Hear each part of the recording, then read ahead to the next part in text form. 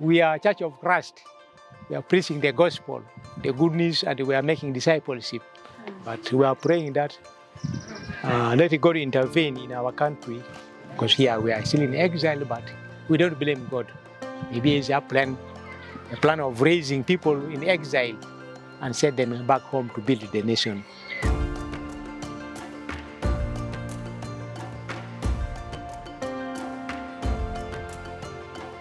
Despite all the challenges we are in,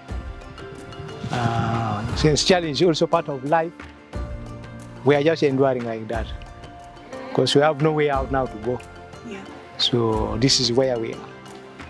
So that one time we shall hear that there is a total peace, then we come home and celebrate together as a family.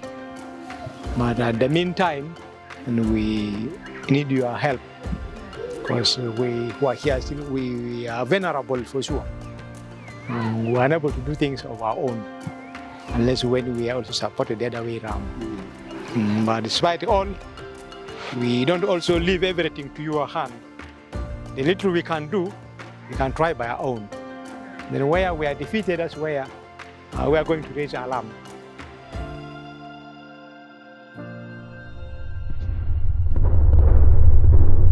South Sudan is, quote, back to war. War in South Sudan. Gun battles erupted in South Sudan on its 5th independence anniversary. Tens of thousands of people have died since the civil war that began in 2013. Renewing fears South Sudan will slip back into full-blown civil war. The UN has warned there are signs it's heading towards genocide. The fighting has spread to other parts of the country, forcing many to seek shelter in UN compounds.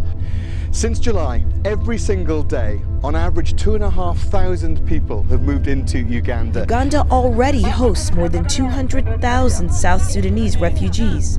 Most escaped the civil war, which erupted in December 2013. Bidi Bidi has gone from a small village to one of the world's biggest refugee camps in less than 6 months. More refugees than Syria or Iraq has in a year. 250,000 people in 250 square kilometers.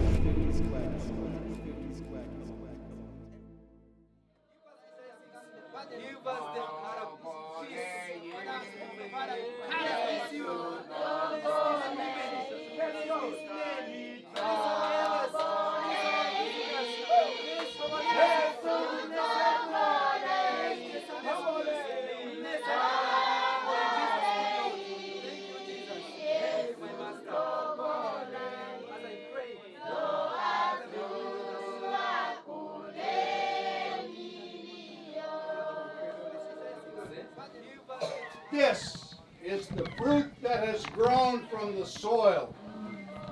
God has raised these people. They will proclaim the gospel. They will lead you. They will teach you. And you will learn the way of peace.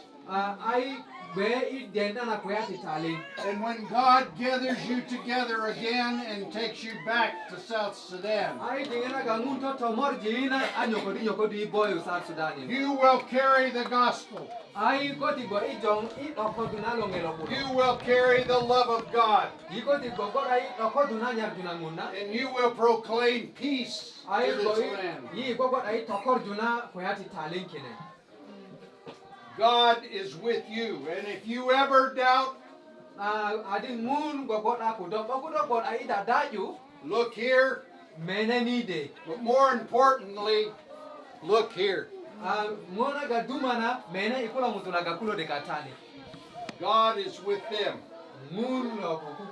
just like Moses, Abraham, Isaac, Jacob, and Jesus. Amen. Amen.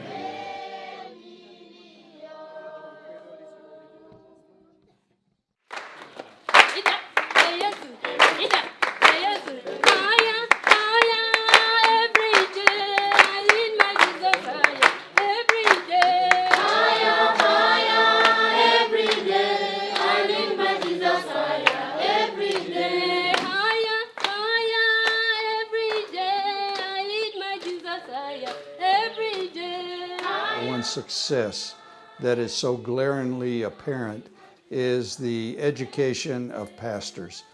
We were unable to do that in South Sudan. So when the war broke out and God brought them into exile, they were close to centers of education here. And we began to enroll them there. And when they came out of South Sudan, there were 6 churches.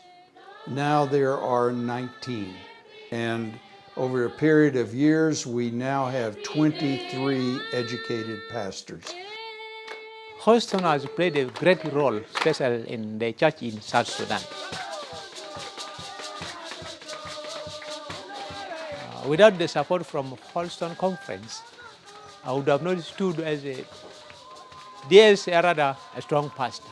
The funds sent by Houston Conference made me to join colleges, not me alone, including my colleagues. Some of them graduated from course of studies, they graduated with diplomas. So I think Houston Conference played a big role.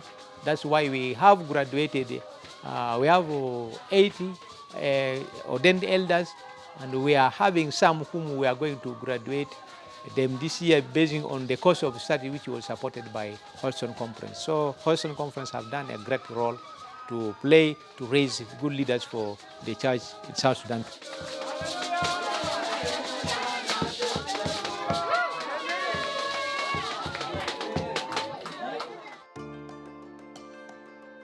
Ariel, thank you. I thank you so much for your intervention. Since South Sudan up to here, for sure you are standing with us.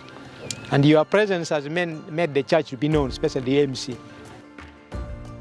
Mine is the church, because we sacrifice our life to save lives of people.